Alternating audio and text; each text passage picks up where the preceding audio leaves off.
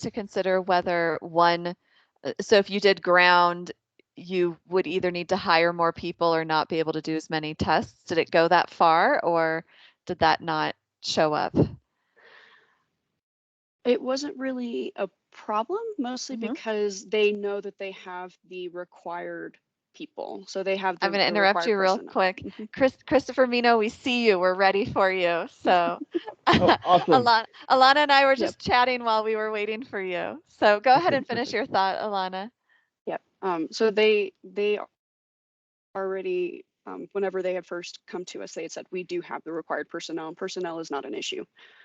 So we wouldn't have to really worry about hiring or firing or doing any of that kind of thing. They knew that they would have the required people for each mission anyway. Yeah.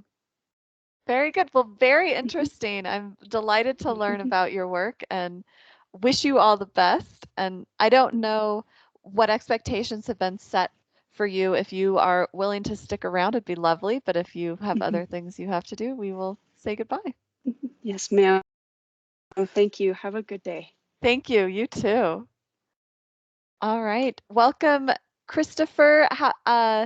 We'll get you set up here. So I'm Christina Rader. I'm the session chair. I'm from Colorado College. And the way this will work is you go ahead and share your screen. And if you're doing a poster presentation, plan to talk for 5 to 10 minutes. And then discussion. Okay, I'll have questions. I'll come up with questions for you. And then if you're doing a oral presentation, plan to talk for 10 to 15 minutes. Okay, sounds good. But whatever, we're pretty flexible here. So, and then we'll ask everybody to mute themselves and turn off their cameras while you're presenting. Any questions about what's happening?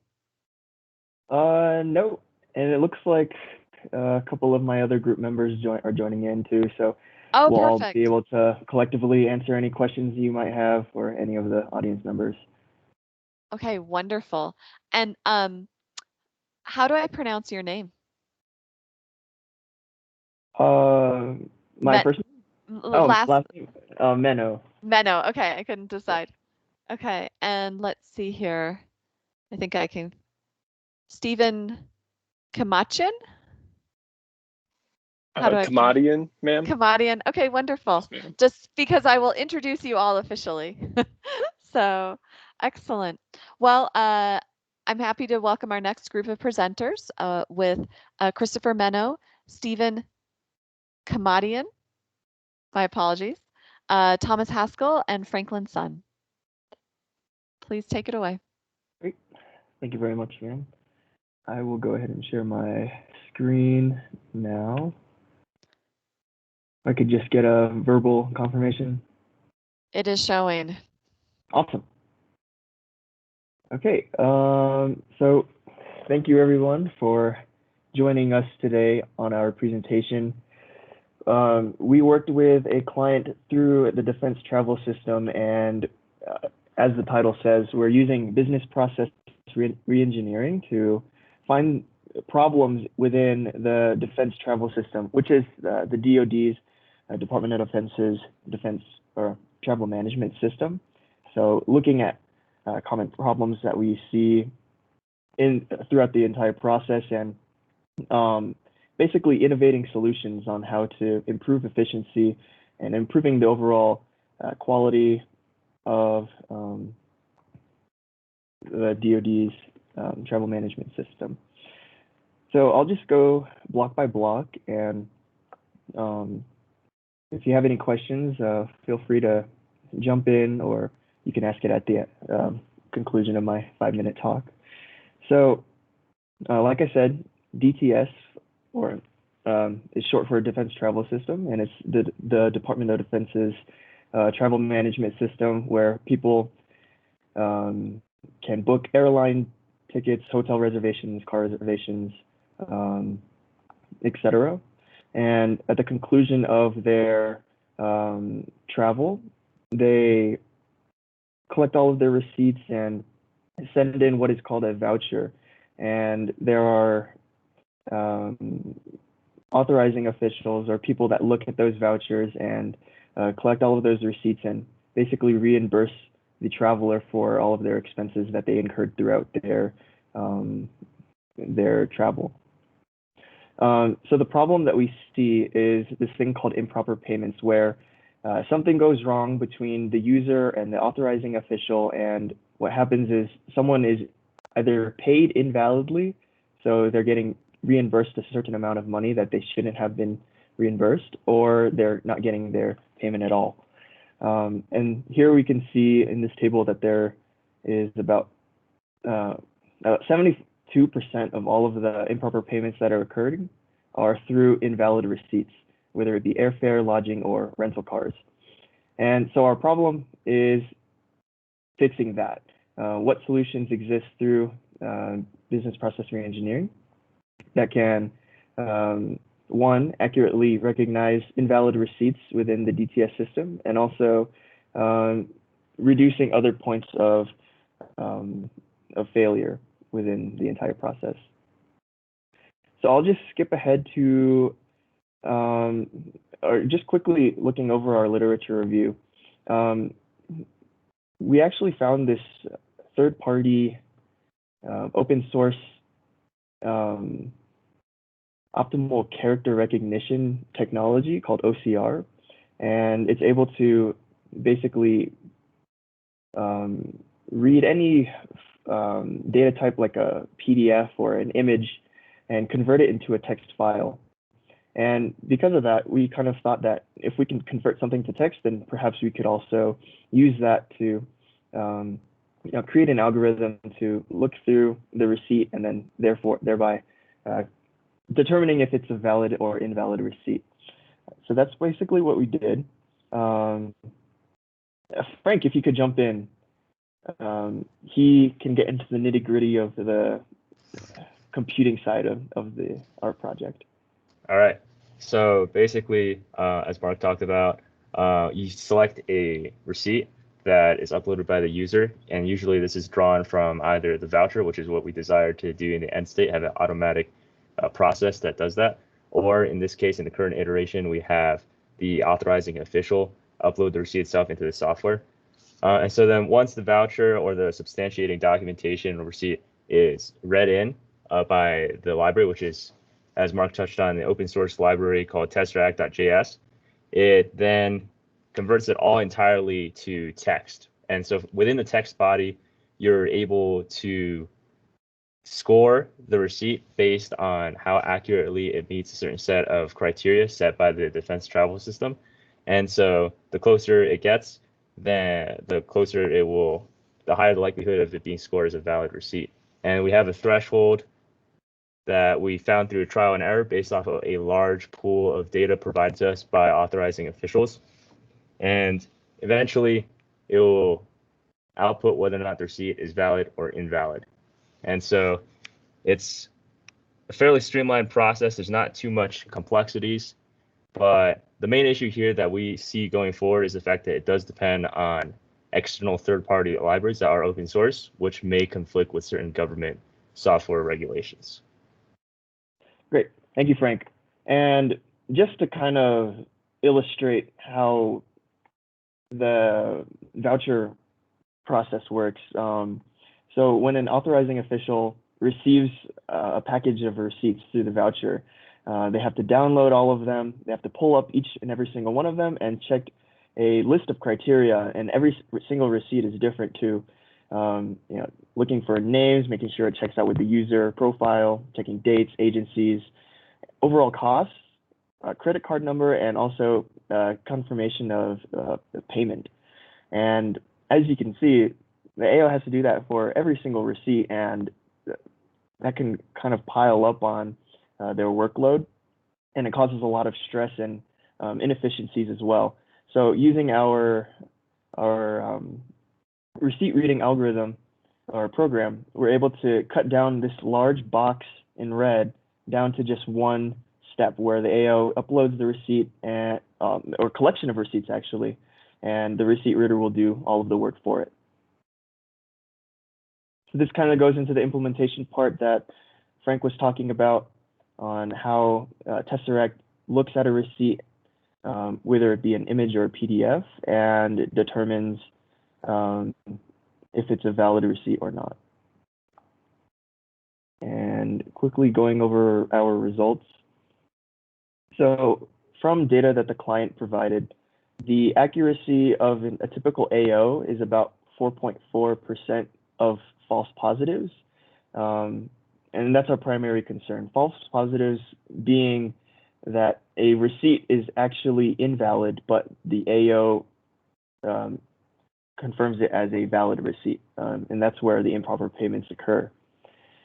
When we ran our receipt reading program through the set of receipts that the client provided us, that was like our training set, we could see that our accuracy levels are slightly better than that of an AO, where we have only 4 receipts that were considered false positive. And that leads to about a 3.5% false positive rate as opposed to the AO's 4.4%. So not only are we decreasing the amount of administrative workload for an AO, but we're also getting better results overall. And just a couple future steps. Basically, this is just a prototype, and we want to make sure that our program is sufficient enough that it can be implemented into the defense travel system. And future steps would include providing feature flagging that can inform the users as well as the AO of an invalid receipt and determine or also display what kind of errors were within that receipt, so that way the user can make that correction or find the correct receipt right then and there before they send it up in their voucher. And lastly, we want to make sure, or we want to see if we can actually integrate our program directly within DTS, because right now it's an external program that an AO would just have to pull up on a separate browser and then use from there. But if the receipt reader can be integrated and function autonomously, that would greatly reduce even more administrative workload and make it very hands-free for the AOs. So that's a very brief summary of our presentation and what we worked on over the year. I'd like to thank Dr. Doolin and also Lieutenant Colonel Steger for helping us through these past 2 semesters. And thank you everyone else for listening to our short presentation. We'll now open it up to questions.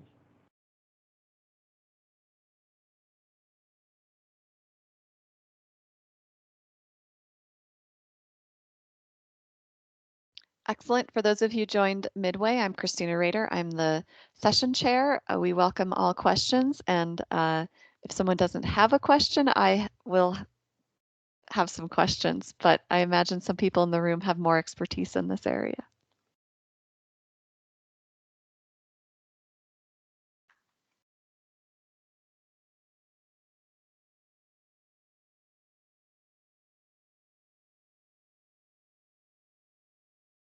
All right, I will ask questions. So I'm curious about your conclusions. So it looks like you were able to test this on a little over 100 receipts.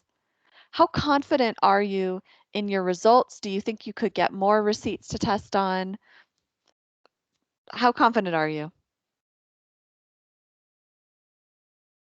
Sure, I can field this question. Yeah. Sure. So we're fairly confident that these results are reflective of a result on the general population of receipts, seeing as a lot of these receipts follow a fairly standardized format and template. A lot of times they're computer generated, and there are a few outliers here and there, but the way the verification process works already is very checklist based, which definitely helps with the process.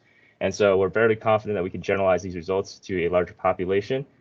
However, sourcing additional receipts to confirm these results would be ideal. And we're working on that currently, as mentioned in our future steps, with the authorizing officials that we're in contact with at DTS. And do you have a sense for whether, I know you said the receipts are computerized, do you have a sense for whether the receipts that you received represent the population of receipts? So in other words, do you think you got airfare and rental car and hotel of the types that people that are representative of the types that people visit? Yes, we do believe we got a representative sample, and we use the representative sample throughout our model building. Great. And then explain something to me. Did this development require you to have both a training set of receipts and a test set, or only a test set? So in other words, when I've done certain statistical things, sometimes I need to first train my statistical model. So I randomly select a portion of my data for training, and then I select a portion for testing. And I don't know this area well enough, so I'm just curious if that's a requirement for your type of work here.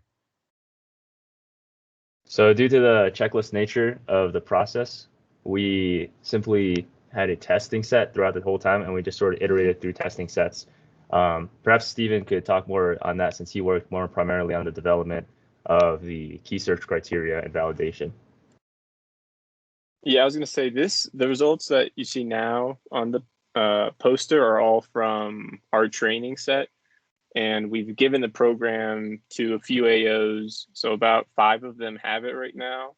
Mm-hmm. And they're going to be our testing, where we get our testing results from.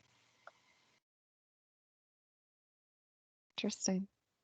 And then could you say a little bit more about what constitutes an invalid receipt? So what are the problems? Is it that the numbers are wrong? Is it that the tax is getting entered that shouldn't have been paid? I don't know, like as a nonprofit, we're not supposed to pay tax, for example, and we can't get reimbursed from CC if I pay tax, because if I forgot to show the card that says that. So I'm just curious, what are the major things that constitute? I know you had a table at the top, but yeah, Mark, if you any more you want could say? to scroll up a little bit, the biggest issues that we see is that it's missing the last 4 digits of the credit card number. Okay. The other one that we see that causes most of our false positives when we say it's good and it's actually a bad receipt is that the total amount has to be 0. So sometimes there's an amount that's being charged to the card that it says, but it doesn't say that it's been paid in full yet. Yeah. So those are the biggest issues. And go is ahead, your Mark. software able to identify, I assume your software is going to say, here's the issue that it got flagged for to be labeled invalid? Does it do that? Well, right now it actually strictly looks for the last 4 of the credit card. And when a receipt has those last 4, it almost always has the person's name and the date, and the agency is almost always included. So the results show that has been the case for a lot of it. The only issue that we really have is with gas station receipts. Those are our worst ones because a lot of the time they don't have the name on it. Right. So one of my questions is, given this, will your system make it easier to go then and correct the invalid receipts? So sort of generate, because I assume there's some process that if a receipt is deemed invalid, that there's some process that goes back to this original submitter to say, you need to do some stuff. right. And from what I've heard from our AOs that are testing it out right now is that they'll run like 160 receipts through the tester. And then if it pops up good, they let it go and they trust that one's good. So what it does right now for them is that it reduces the total amount of receipts they need to go through. Mm-hmm. And then they'll check the ones that it labels as bad and see if that was actually the case, or if there was some notation that our program didn't catch. Interesting. Because the thing that you have me wondering about is if your program is noting that there's certain things wrong with the receipts, that another next level evolution might even be that as the person goes through, if that's the case, that's the part that's wrong, that could even automatically go into the system that tells the person who submitted the receipt, here's the thing that's not working? I Right. don't know how it works for you guys. If the person Oh, who submits the receipts has to go get better receipts or what happens. So right, right. No, you're totally right. That is something we are hoping, or that's something that should be implemented in the future.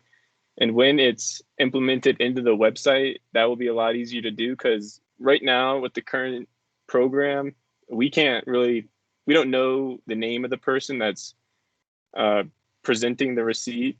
But when it's in the website, we'll have all of their user information with their last four of their card and the date they traveled, and it will be able to like scan for that person's name in the document. But so at the end goal, that is how it should be. You're right.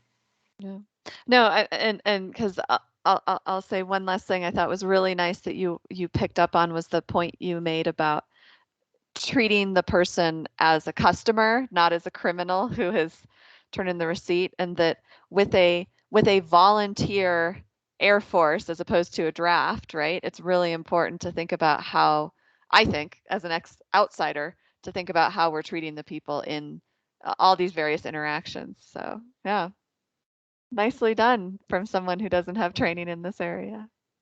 Wonderful. Well, thank you Thank you. all. I hope you're available to stick around if some of you can for our next presentation. So next we have, give me a second.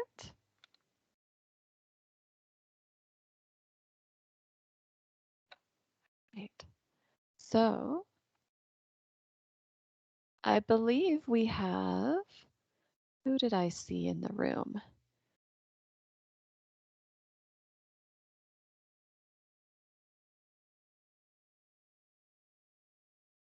All right, Scott Johnson, are you ready to present?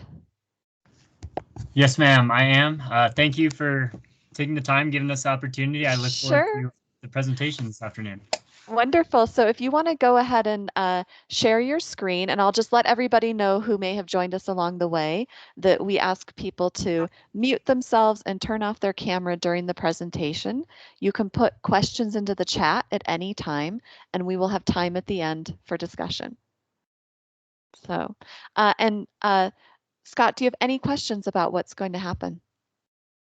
Not currently, ma'am, but feel free if you have any questions throughout the presentation or at the end to ask. I'm very excited to present.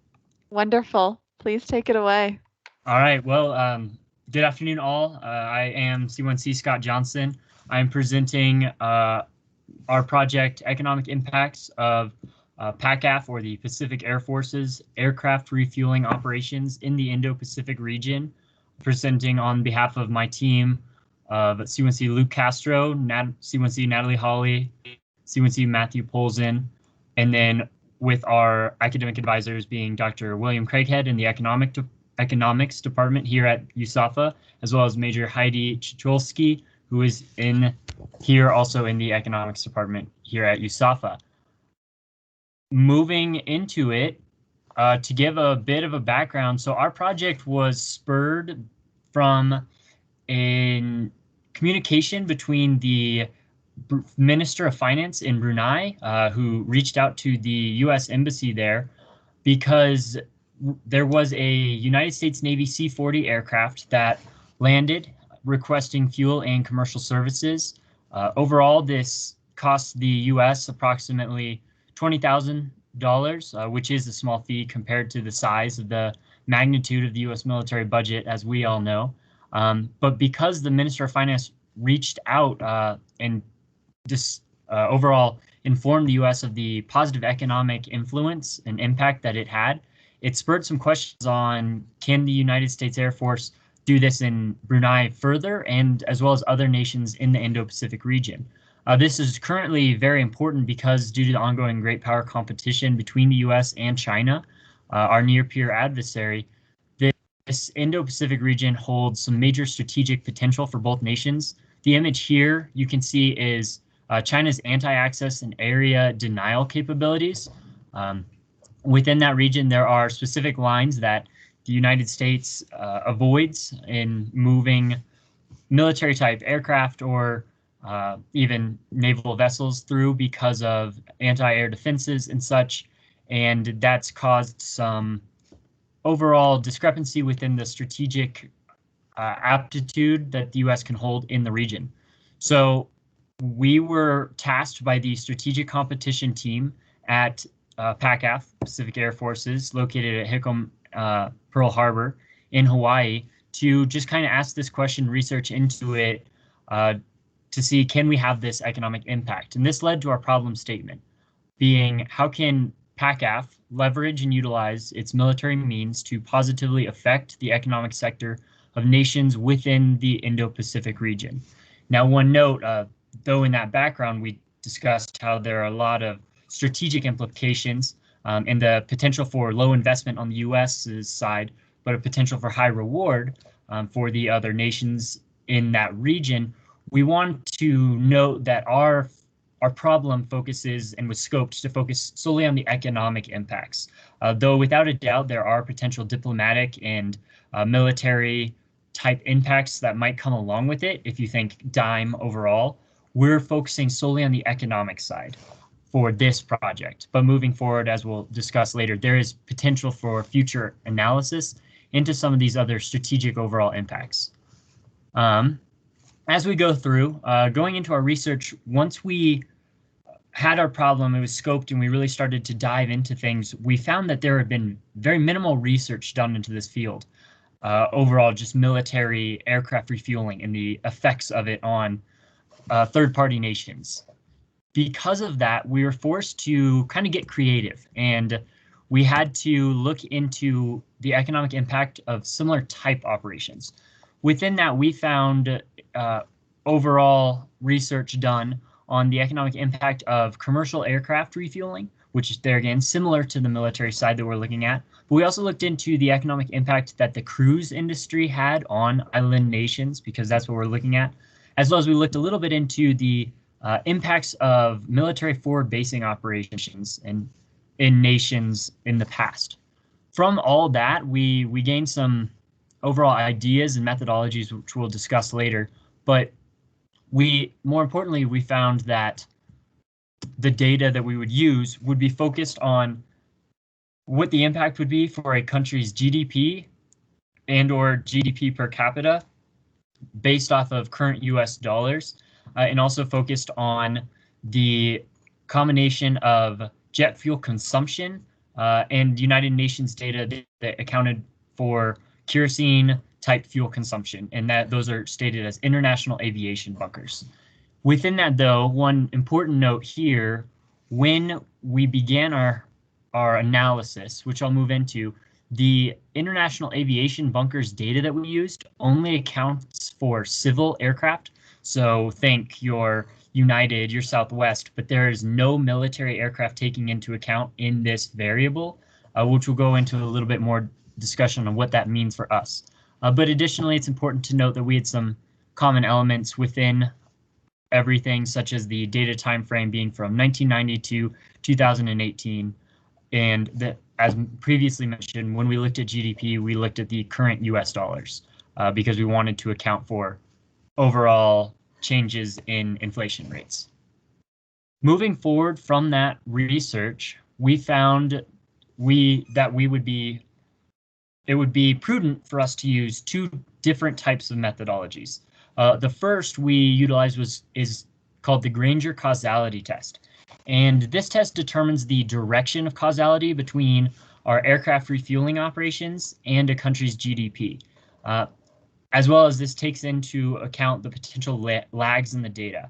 So first off, in addressing what a lag is, if you're unfamiliar with the variable of a country's GDP, a GDP is, for one, a very large variable and accounts for a lot of different, we'll say, factors within a country's economic sector. And because of this, the GDP is not all updated every day. It's updated by quarter or by year. And so that forces us to account for these lags and recognize that the regression that we're running, which we'll talk about, needs to account for the overall change in GDP over time. Additionally, an important note about the Granger causality test is this doesn't exactly give us straight coefficients or a way to interpret results, but rather it gives us an idea of what affects what? Is the GDP affecting the international aviation bunkers, or is it the international aviation bunkers affecting the GDP, which we want to make sure is the latter of the two rather than the other way around.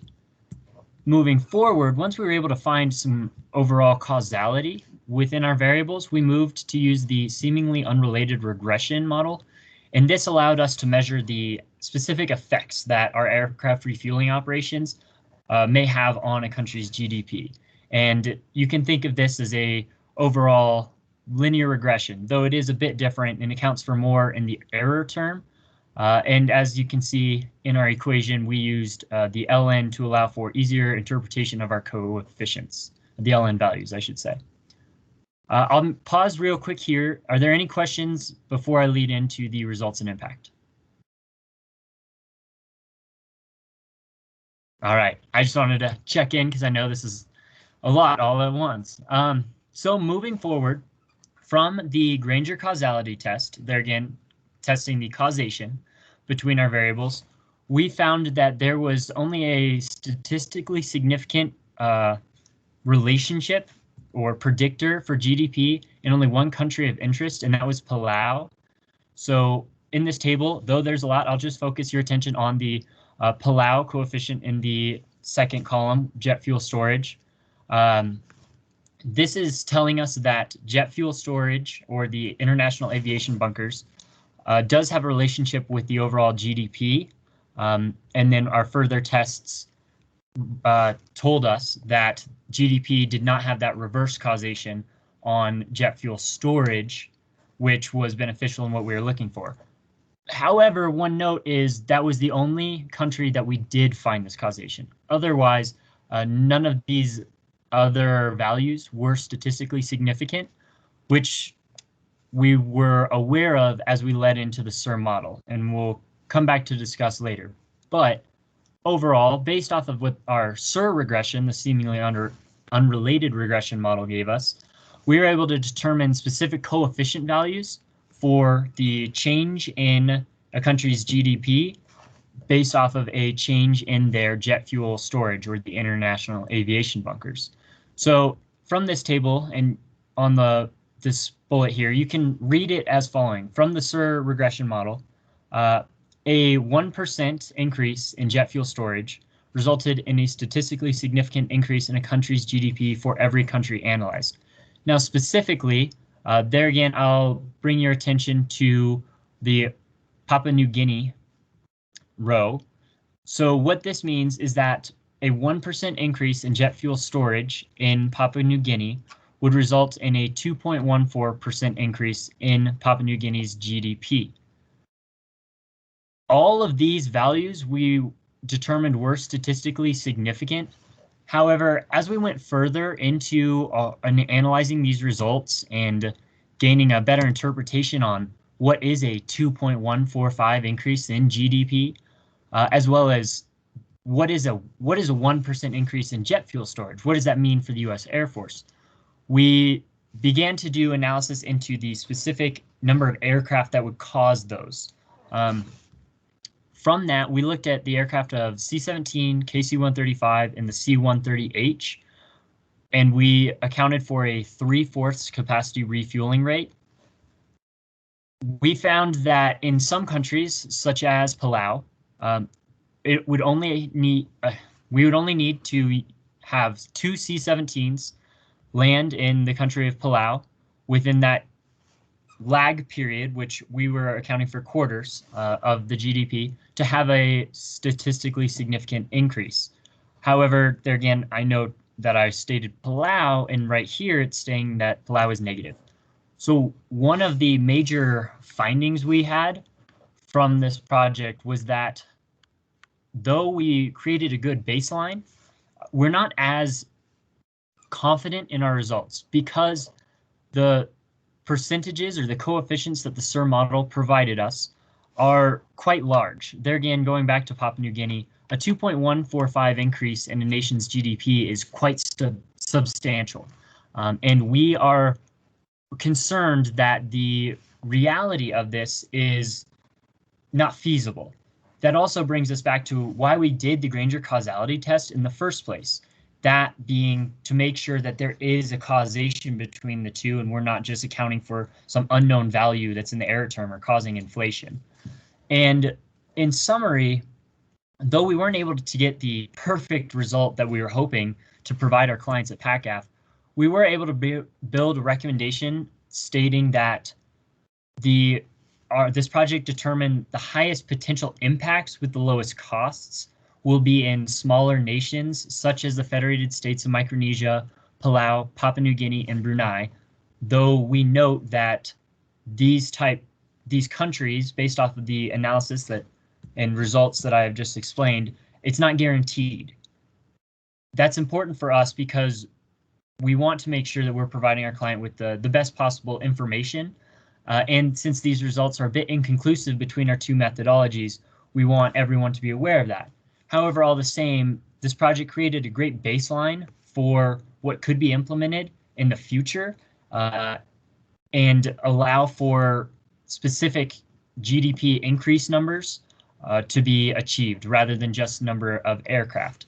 Additionally, one important note on why we have such, we'll say, differing results is potentially because the variables we were but the variables we used based off the data we had available to us only accounted for the civil aircraft. So moving back up to the CSURF model, when we ran this model, we got results because that's what the model did, and it was helpful to give us an idea. However, we know we only used one independent variable. So some future steps would be accounting for additional factors that might increase these nations' GDP to a higher extent, such as the level of tourism or oil prices and how those affect the jet fuel storage, or even something as large as the national defense spending in this nation, which is a large factor of GDP overall. So we recognize there could be some omitted variable bias within this, we'll say, brief regression. Additionally, the information we were granted or the data that we were able to use is all unclassified, and they're again based off of civil aircraft, aviation refueling bunkers. So we note that if we were able to take this one step further and conduct this project on a classified level or accounting for current fuel contracts established in the region, we could have some differing results and or some more feasible and results that PACAF could take and implement. Finally, to one very large important step or future step that could be used or could be attained from this baseline is analyzing what the strategic or political effects of these refueling operations have in the region. There again, going back to the overall near-peer adversary of China and the chess match that is going on in the Indo-Pacific region, there are large-scale effects that U.S. military aircraft in the region could have. And though our project didn't focus on that, that'd be very beneficial for us to recognize and do some additional research into. I will stop there because I know we have a time constraint and ask for any questions. Wonderful. Thank you, Scott. Oops, are you getting an echo from me? Oh. Can you hear me all right? Yes, ma'am, I can hear you. Okay, and is it echoing for you? I think it was echoing for you. I had my microphone going. I'll mute it for the time being. Certainly. All right, we're open for questions, and I can certainly provide one if we need.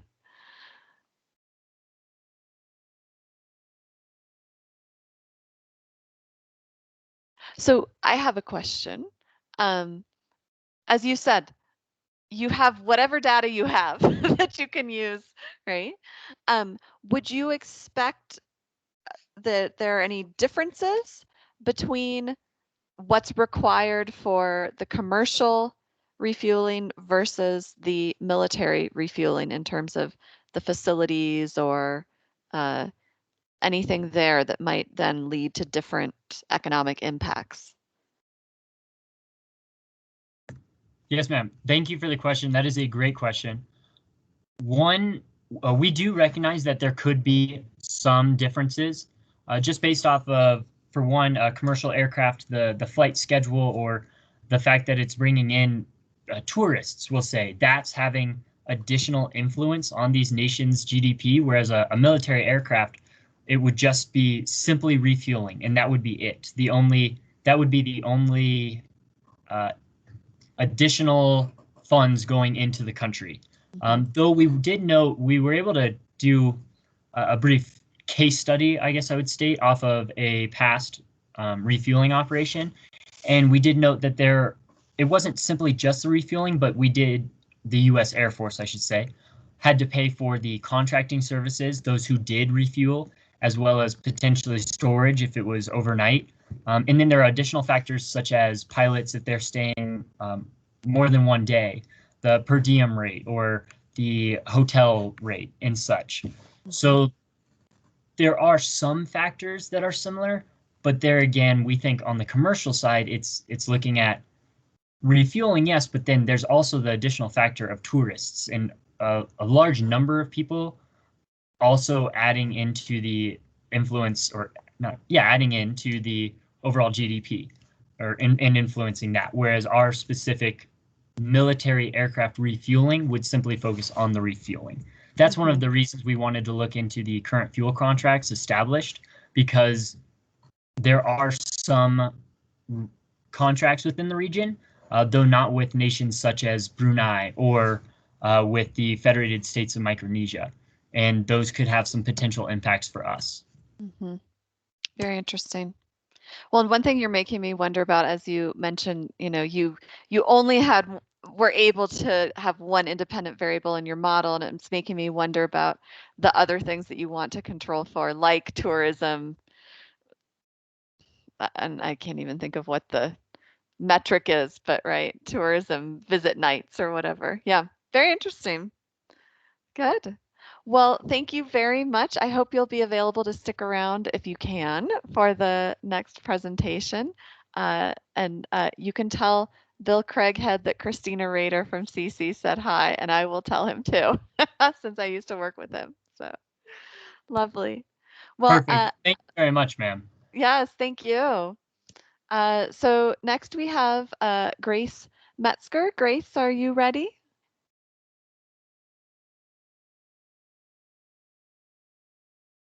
Sorry. Yes. Yeah. Yes, ma'am. I'm ready. Yes. Okay, great. And to let you know how things will go, so we have about 20 minutes allocated for your spot to be split between presenting and question time. We ask people to mute themselves and turn off their camera during your presentation so they won't distract you, but people are welcome to type questions into chat at any time. Okay, thank you. So I'm gonna share my screen. Can you see that? Yes, and it's scrolled down right now, so it's not showing the top. Perfect. There you go. Yeah, wonderful. Cool. Excellent. The floor is yours. Perfect. Thank you. So for our capstone project, we were working with the Institute for Defense Analysis, and we were working with their model that they use to predict the readiness of the Navy's F-18 fleet. And so that's what we were working on how to better predict certain failure rates that their readiness model could be improved. So a little bit of background of the project. The F-18 is the Navy's premier fighter jet. 83% of the active fighter aircraft are the F-18s, and 93% of electronic warfare aircraft are the F-18s. So it's the Navy is really invested in this problem to make sure that that the fleet is as good as possible. So the biggest problem with this right now is that the number of mission-capable aircraft keeps remaining steady despite the Navy's effort to increase the amount of inventory that they own. And so IDA is currently building a model that identifies certain factors that will help boost that aircraft readiness. And so as you can see, as the number of F-18s continues to increase, the mission the number of mission-capable aircraft continues to remain steady. So our main research question was which methods and associated time windows better predict the component rates of the FA-18. And so we wanted to look at different statistical methods, and also IDA wanted us to look at looking at specific time, the correct amount of historical data using like in months or flight hours that are used to best predict these rates. And so some key literature that we walked through were in order to determine the optimal time windows, we looked at some different hypothesis tests. We landed on the Gray-Lewis test, which IDA uses a lot to compare aircraft failure rates. And then we looked at exponential moving averages to better predict the failure rates. And so the data that IDA gave us, it's from the Navy itself, from their flight lines. So as you can see in this table right here, it represents failures from January 2017 through May 2020, and where each row is a specific model of the aircraft, and then a part, and then the number that was demanded for a month, and then the flight hours that that aircraft flew. And so what we assumed with this data is that each demand was an instantaneous failure, so that we could use this to look at the failure rates. So we also assumed that we could combine certain aircraft failures because they had the same mission as well. But one problem that we determined could be an issue with classifying demand as instantaneous failures is that sometimes aircraft maintainers, they order extra parts and they do different things to maybe pre-stock certain parts so that maybe the demand is not necessarily truly representative of failures. And so our methodology, we decided to, in order to determine the correct amount of historical data that we needed, we sliced our data into certain months. So we used 1 month, 2 months, 3 months time windows, and then we conducted a hypothesis test, the Gray-Lewis hypothesis test, and then we compared those. And then we determined which ones were closest to each other's neighbors, where the p-value was low. And then we recorded the time windows that had the most amount of low p-values, and then we used those time windows to predict aircraft parts. And then we iterated that through each tech and part, and then we ended to computing the overall error rate by comparing the predicted demand to the actual demand that we observed in each month. So this is how we predicted it. IDA currently uses a flat average to predict aircraft parts. So they take the sum of the flight hours for the past 9 months and they divide it, they divide it by the number of flight hours, and then they multiply it by the flight hours for the predicted month because they have a model that predicts flight hours, and then they come up with an error rate. So we did this with IDA currently uses 9 months, and then we used our optimal time windows. And then we also looked into using exponential moving averages, where we basically do the same thing. We sum the flight hours, but we use we sum the failures over the flight hours, but we apply a smoothing coefficient as well. And then we calculated the error rate using this equation right here. We essentially just iterated through each month, summed the amount of failures, and then divided by the number of flight hours, and then used it to then compared it to the predicted flight hours for each month. So the results that we found, we using the optimal time windows, we reduced the error rate to about, I mean it's definitely lower than the baseline error rate from the IDA used, but our big jump is that we were able to reduce the final error rate to 17.8 0.07% using the exponential moving average, which could save the Navy about 75,000 parts, which is pretty awesome. Could save the Navy a lot of money and man hours for stocking extra parts. The way we can use this for future work, we wanted to see if we could apply it to different aircraft. We also wanted to look at other statistical methods like a logistic regression to see if we can also use that to better predict failure rates as well. So that's basically it. Any questions?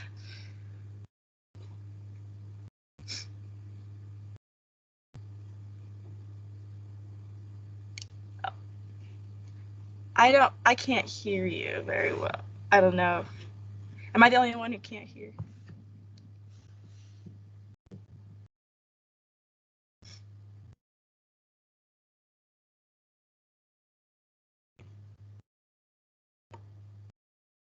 Maybe it's just me. I don't know.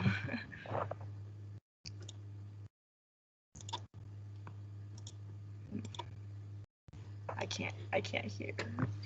Am I the only one? I don't know.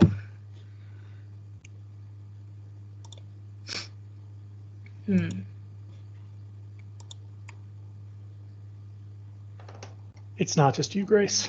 Okay. I didn't know if it was just my computer.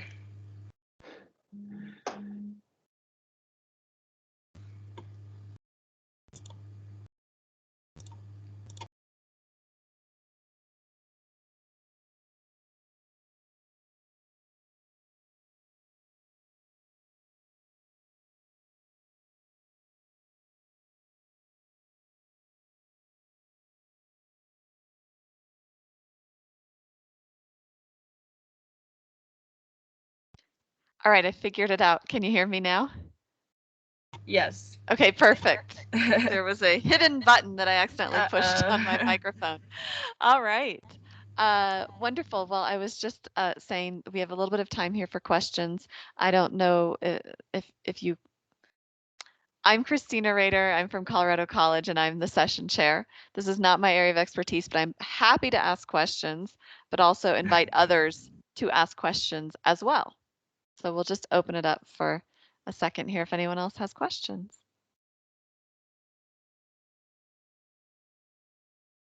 All right, well then I have a question. Okay. Oh, and actually I need to type back into here. I'm typing back into the chat because I think other people are getting this chat. And I just need to let them know.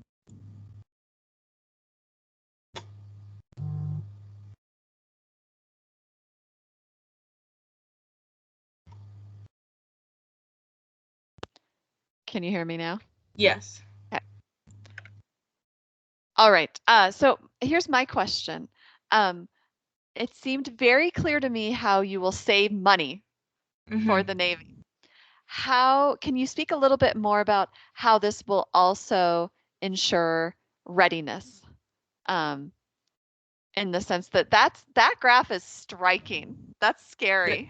This one? Yes. Yeah. Right?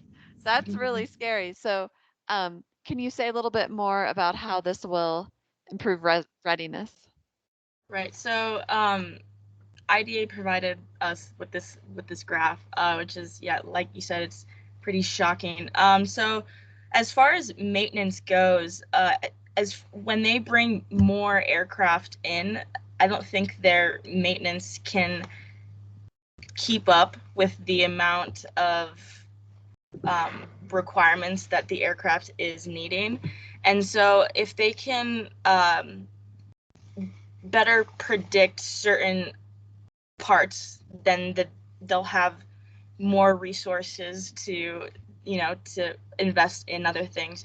But also, this is a very small part in IDA's big model that improves readiness, which takes into account a lot of different things. Not only are better predicting failures, but lots of different nitty-gritty things that we didn't even scratch the surface of. So that's what their goal is to improve readiness. Our goal was essentially just, hey, this is how we can better predict the failure rates to input into your model. So that's essentially what it was. And do you have any sense for whether they are currently overstocking most parts, or that it's, and this may be way beyond the scope, okay, of what you are doing here, but whether they're currently overstocking just all parts, or they have a situation where they're overstocking some and there are others that things might be breaking more frequently than they're ready for, and then Right. planes are sitting out. So when we talked to a few different people at IDA that have been working on this project for a long time, and they were just saying how some parts the maintainers, they break all the time, so they just order a ton of parts, and a lot of times they don't necessarily know when it's going to break or when it's not, but they just order the parts. And so for those, they consistently overstock. But then, of course, there's ones that, break once in a blue moon and they don't have them on stock. And so it's definitely, we didn't necessarily go into researching that. But as far as we did, we looked at how when we were predicting or comparing our predicted rates to the actual demand, there's definitely some that we over predicted and then we under predicted as well, but we didn't, it was more of a magnitude. We didn't necessarily say how much we were over or under as well. Yeah, very interesting. And then I'm wondering, well, I'll give us a second if anyone else has another question. Okay, I have another question, which is, could you tell me a little bit about the Gray-Lewis hypothesis test? That's not something I've worked with before, and I'm just curious to learn more about it. Right, so we had never heard of it either, but IDA uses this hypothesis test a lot because I guess it's a DoD, it's a hypothesis test that the DoD uses a lot to compare failure rates, because it draws from a binomial distribution, which was very important for our data because we were looking at count data for demand. So that's what it pulls from. And then we also chose this test because we were able to choose the time windows, like specify the amount. So we wanted to make the time windows flight hours. So we were able to divide by the amount of flight hours per month, so that they could compare the rates instead of necessarily the demand as well. So that was some key things that we did. But IDA, yeah, they use the Gray-Lewis test all the time, and they thought that was they presented it to us, and then we decided to use it because it fit our data the best. Great, thank you very much. Well, I think we will move on to our last presentation for the session. Grace, if you're available, you are invited to stick around for the next presentation. I've enjoyed learning from your work. Yes. Thank you. Yeah. So next, let's see here.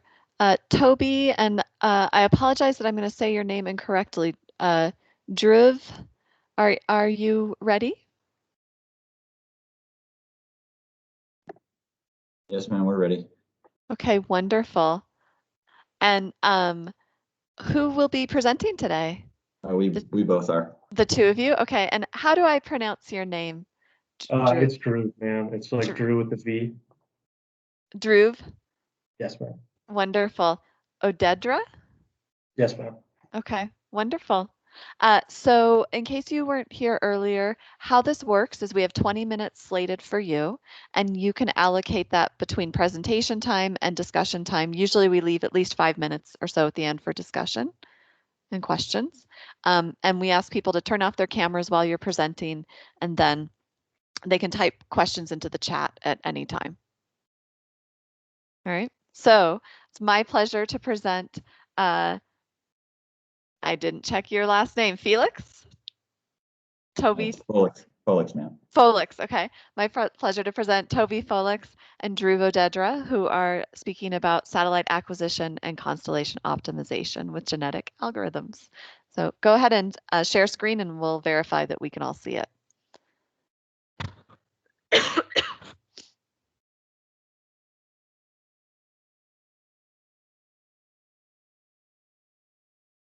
you guys see it? Yep, and we don't see, yep, now we see the top. Perfect. The floor is yours.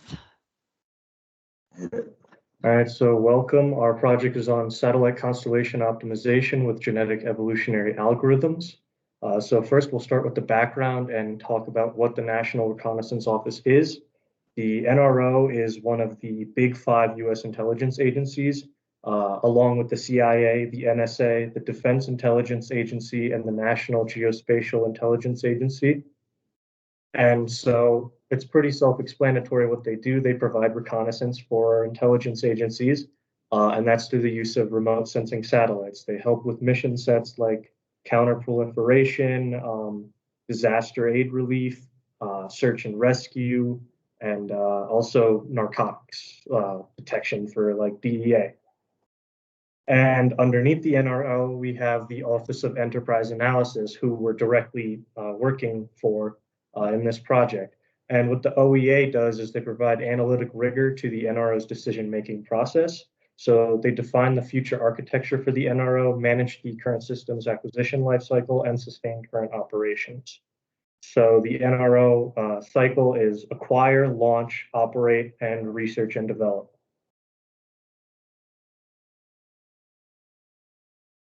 So moving on to our problem statement.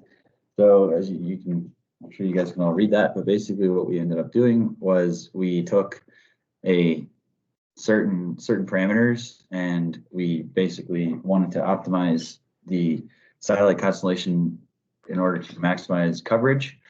A little bit of a story on this. What we originally set out to do, or what the proposal was from the NRO, was use an analytic method that's repeatable and basically use that to compare alternatives for satellites. But the challenge with the NRO is that their data is all classified, so we couldn't get data on, like, say 5 or 6 different constellations that they're considering.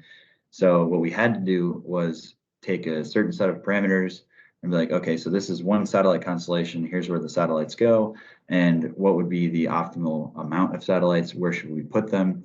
So that's what we ended up doing instead of comparing different satellites to one another. And then what we basically ended up doing is using the genetic algorithms to work on the placement and then the number of satellites to maximize mean time to access and the coverage of the target area. So as far as SDK integration is concerned, SDK stands for Systems Toolkit. We use it here at the Air Force Academy during our aeronautical engineering course. And what it does, it's an orbit visualization tool that can measure a single satellites or multiple satellites orbits or constellations. And so the NRO is already familiar with SDK. And so what we're doing is we're using Python to create our genetic evolutionary algorithms that create multiple solutions within a very vast solution space and narrowing it down to a few key final solutions that you can visualize within SDK. The thing with SDK is that we definitely had to refresh our astronautical engineering knowledge and terminology, as well as our rudimentary trigonometry, because the way that satellites work is like planes over the Earth. So you see this rectangle here on the bottom with the target area. We're trying to pass over this region while maximizing our time over this target and minimizing the revisit time to get there. And another thing that SDK allows us to do is model satellite orbits. And as I previously stated, we only had one because the NRO can't just give us all of the different satellites that they're considering and all the things, all their little parameters. So we just had one. And basically what our solution ends up being is like a framework for them. So they can take what we created and then they can add in all the satellites that they're considering which obviously we couldn't see. So what SDK allows us to do is, hopefully, once we put it into their hands, they can take the SDK integration with genetic algorithms and kind of use it as like a little, almost like a calculator for them. But SDK allows them to visualize what the satellites are doing. It can show them their coverage areas, and then they can calculate all the things they need to with SDK and Python together. So our methodology for this, as we've stated, is a genetic evolutionary algorithm. And what we use that because as Drew said, the satellites work in like planes over the Earth, which of course, planes over the Earth can be anywhere from like low altitude to super high altitude, and they can be over the poles, they can be over the equator. So that search space is really, really big. And what a genetic algorithm allows us to do is search that space really efficiently. And we had to make a few assumptions in doing that. So we used a Walker constellation to basically speed up our like method, the method that we built. And what that is basically just satellites with the exact same orbit in the constellation. So a whole bunch of satellites in the constellation, say like GPS, there's, you know, a whole bunch of them, but we assume that they all just move the same. And then so the number of satellites per plane was calculated using mean time to access constraints. So what mean time to access is how long does it take us to get the information from our coverage area back to whoever's going to use it. And we want to make sure that that's as low as possible. And then the genetic algorithm is what we used in order to basically determine where to place the satellites. And the genetic algorithm essentially like speeds up our search through that entire space. And you can see here in the blue boxes is our process for basically creating that. And then the best specimen would be where we're going to place the satellites and how many of them we're going to place. So that's it. And then a few other assumptions down here that were kind of critical. We had to assume that the inclination of our orbits was 90 degrees, and then a few dimensions about the Earth. And these basically just allowed us to use SDK and Python to calculate what we needed to. As far as impacts and future work is concerned, this isn't meant to be like a completely replaceable process for like the deliberation team that exists within the NRO. Again, those people are people with PhDs, people who have been in this field for so long and have incredible amounts of experience, or an incredible amount of experience shared between them, that actually talk about which satellites to acquire, what their parameters are, their specifications, and where to place them. And this is just meant to be a quantitative tool that can show them what the benefits are of placing it where they put it. So for the future use or for future works, what we want to do is improve the user interface, because right now what we have going is a user guide for the NRO to use SDK, use Python, and use them in a collaborative method so that they can finally view the solved constellation and make it fully customizable so that they can enter new satellite specifications and parameters. Because as Toby said before, we only have one example right now for satellite specifications, but in the future, you know, different satellites come with different specifications. So that means putting them at different altitudes, their coverage times are different, or their coverage areas are different, and their times back into target areas are different. And also we want to integrate the cost into it to see how much money would be saved using one set of satellites in a constellation or mixing different satellites in a constellation. Because for computative simplicity right now, we wanted to just use one specific type of satellite per constellation instead of mixing and matching satellites. And I think that's all we've got. We're open to questions.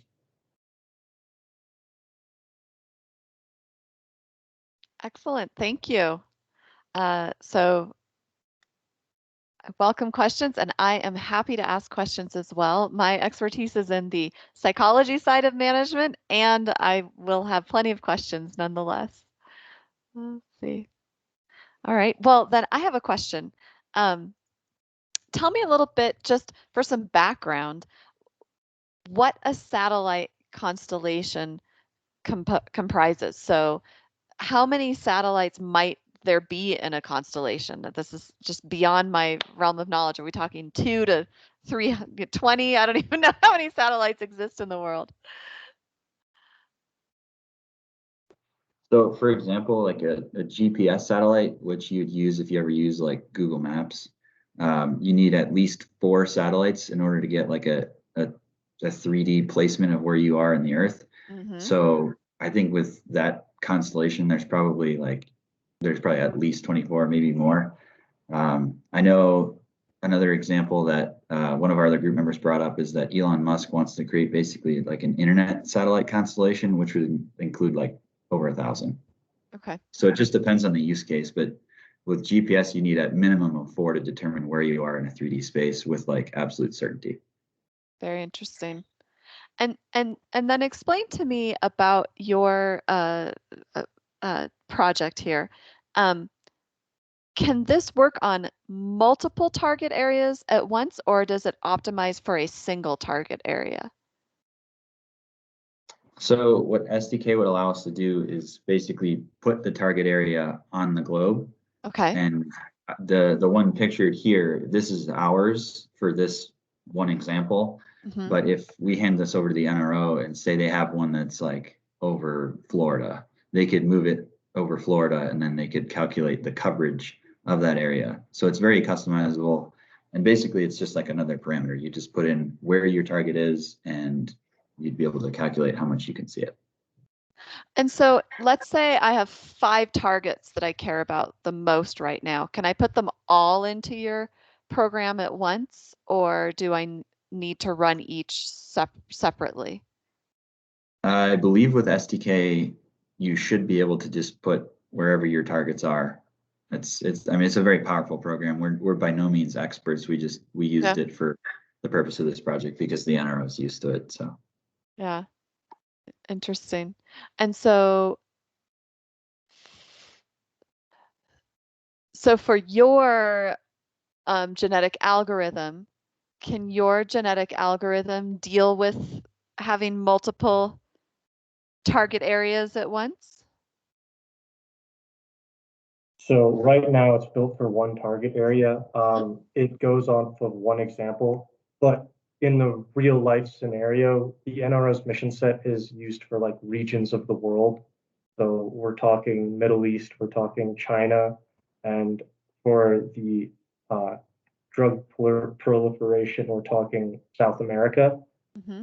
And so you can reorient the target planes to be over those areas so that you can hit multiple target points.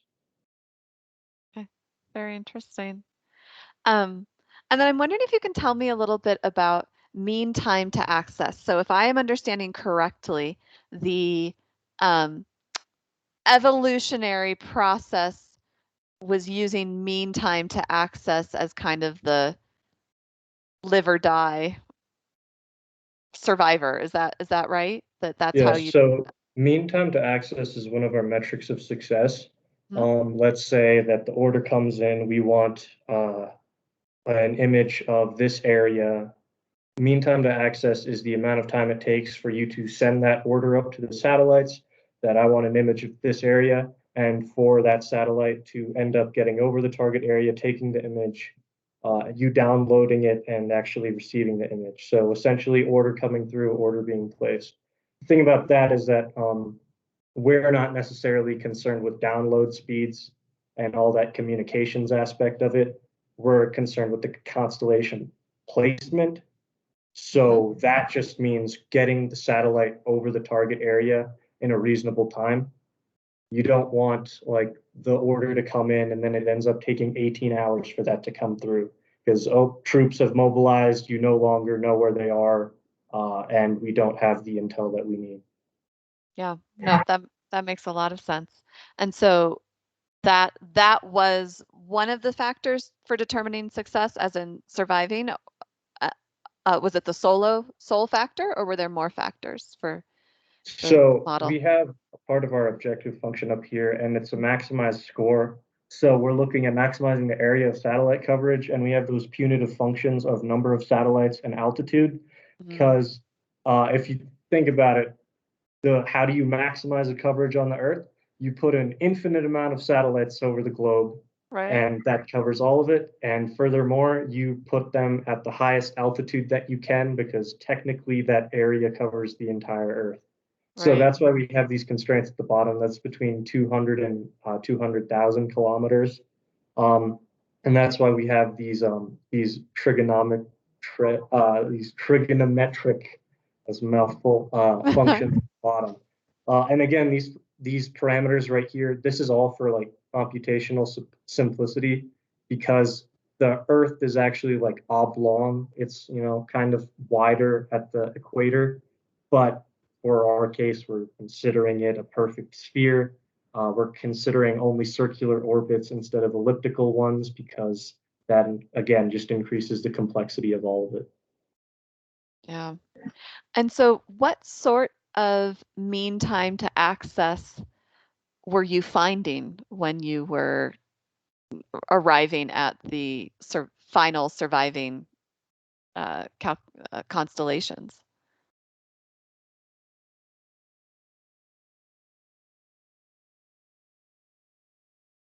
Did that question make any sense? It did. Okay. I don't actually recall. It's probably fairly low, like within minutes. Mm-hmm. But I don't actually recall. I'd have to run the program again. Yeah, it's just an area of curiosity for somebody who doesn't know this. And then how quickly does the program run? How quickly do target areas change? So in other words, how dynamic can you be? Does the program take 24 hours to run or 1 hour? And, you know, tactically, are there times when it's like, you know, suddenly we know there's a new target area and we have to figure out how to get the satellites there, et cetera? So with just our example, using SDK and Python together, it maybe on like our small, not very capable laptops, maybe 10, 20 minutes, depending on Nice. like how bogged down they are. But if the NRO like decides later that they want to go crazy and not make assumptions like we did and have like elliptical orbits, mix and match satellites, and also run all of this stuff through SDK to get like numbers, because we use SDK basically to have it do calculations for us that Python wouldn't really be very practical for. So depending on how crazy they want to make it, it might take way longer, but they also have crazy compute capabilities that we don't. They have supercomputers. So even if they had like a super spec'd out program, it might take them a minute. Not really sure. It's pretty efficient with the genetic algorithm. Yeah, very interesting. Well, do you have any questions for your audience? Not at this time. All right. Well, that concludes our time. Thank you very much. This was very interesting. And I think that concludes CSURF. We have somebody in the room who can tell us. Let's see here. I'll check the schedule. Yeah, that concludes CSURF. So I wish you all the best. Does this mean, since it was a capstone, that you are done with your degrees? Oh, whoops, I couldn't hear you. Yeah, we're very close. A couple weeks. Congratulations. Thank you. All right. I wish you the best. That concludes our session.